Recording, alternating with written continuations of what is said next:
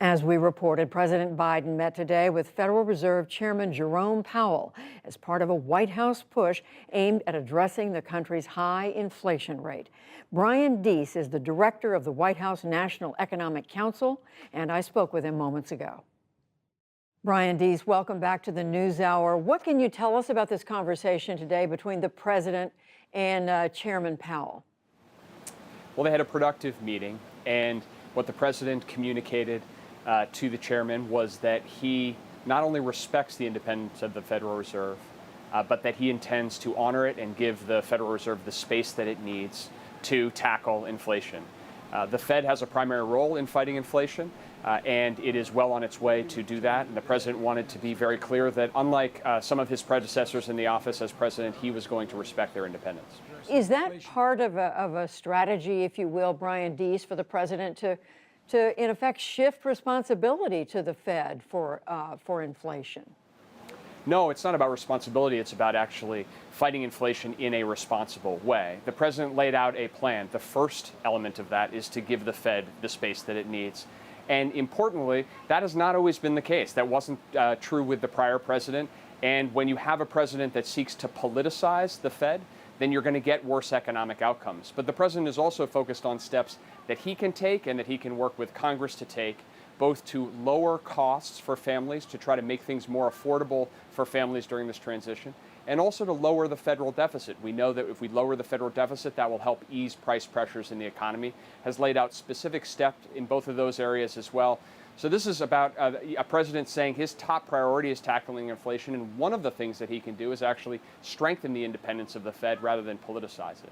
Did the two men also discuss other steps the president can take? We saw in that Wall Street Journal op-ed the president wrote that ran today that he talked about the strategic petroleum reserves. He talked about fixing broken supply chains. He talked about infrastructure. I'm asking because these things may be important in the long run. They're not intended to help inflation in the short run, though, are they?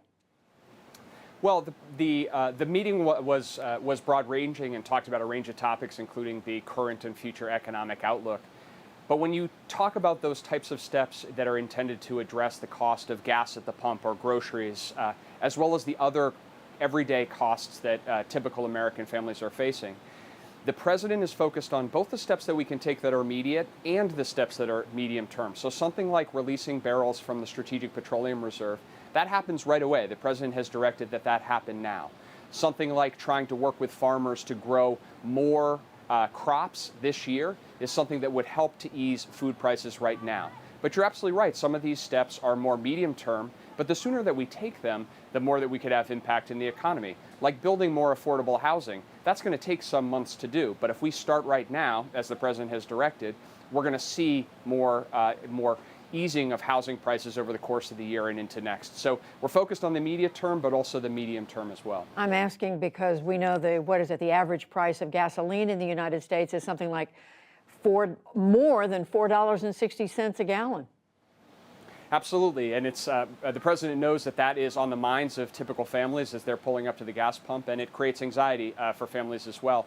This is an unfortunate consequence of Putin's decision to invade Ukraine, and you can see that from the period when Putin began amassing troops on the Ukrainian border till now, the price of gas at the pump is up about $1.50 because the actions that we have taken are focused on trying to keep Putin from being able to refill his war machine with revenues from oil and gas. But at the same time, we're looking for every step that we can take to try to boost supply outside of Russia to try to bring some moderating impact on prices. That's what the Strategic Petroleum Reserve was about. And that's why the president is so focused on this constant diplomacy of working with European allies, working with other oil-producing countries around the world to do everything we can to get other supply onto the market.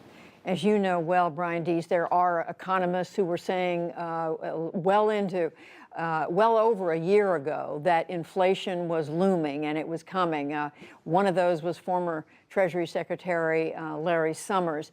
Is the White House, is the president now acknowledging that he was late, the White House was late to address inflation? Look, I think if you look out on the global landscape right now, it is clear that inflation is a global problem. We saw inflation in the Eurozone hit 8.1% last month. We saw in the UK inflation hit 9%. And that is because the principal drivers here are a pandemic, shutting the economy down and turning it back on, and now compounded by Putin's war in Ukraine. I think what's striking, if you look across the globe, where everyone is dealing with elevated inflation, is that the United States is actually well positioned to address prices head on because of the strength of our economic recovery. We've seen a historic labor market recovery, we have record business investment, new business creation right now, and household balance sheets are doing pretty well. That's a function of the strength of this recovery. And so amidst a global challenge, we are better positioned. Now, that doesn't relieve the anxiety that typical families are facing, but we do now have the tools to take on the price increases head on. But I'm asking, would it have been better had the White House seen this sooner, as others did? Look, I think if you look at the steps that we took, they helped to generate this historically strong recovery. And most analysts that have looked at this have said that the principal driver of inflation was not fiscal policy, but was instead the issues that I just addressed. The truth of where we find ourselves now is the United States has those historic economic strengths behind us. We're able to focus on fighting these price increases directly because of them. And I think that that's what the president is focused on now. How can we make progress? How can we continue to build on these historic gains? And if we follow through on these policies, there's every reason why we can. Brian Deese at the White House, thank you very much. Thanks, Judy.